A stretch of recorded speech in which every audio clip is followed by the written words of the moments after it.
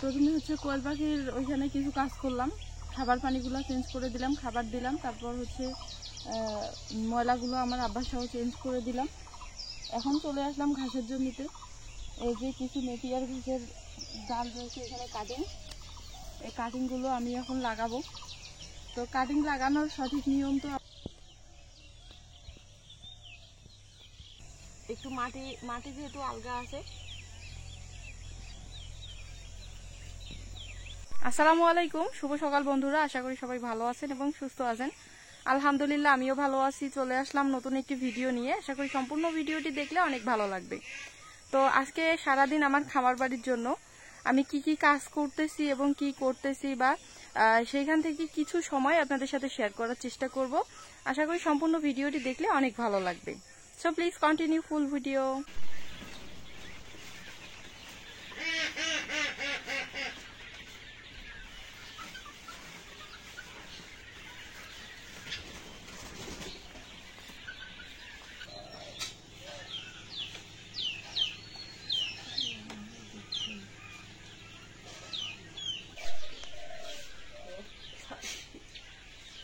अब देख ये ना चौथा निकालना भीजन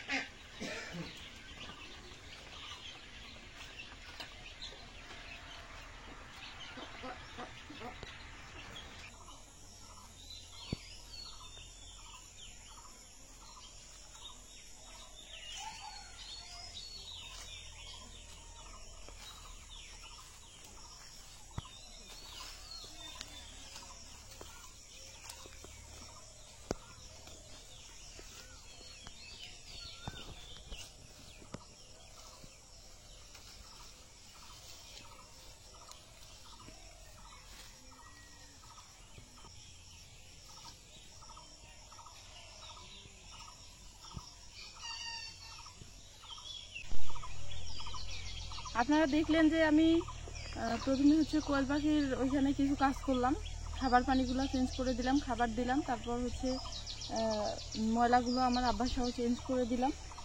এখন চলে আসলাম ঘাসের জমিতে।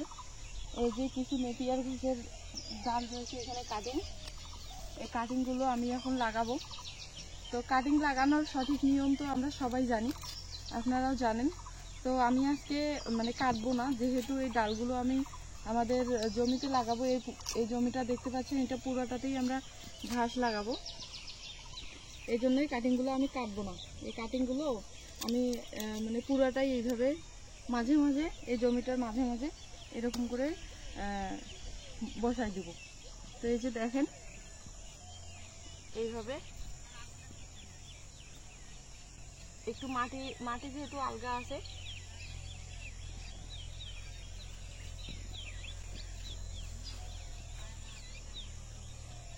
এইভাবে উপর থেকে হালকা করে কিছু মাটি দিয়ে দিব।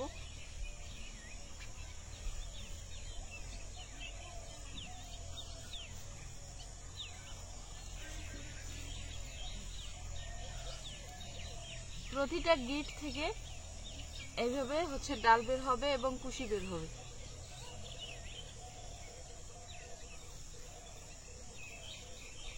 তো এই যে এইভাবে দিয়ে দিলাম।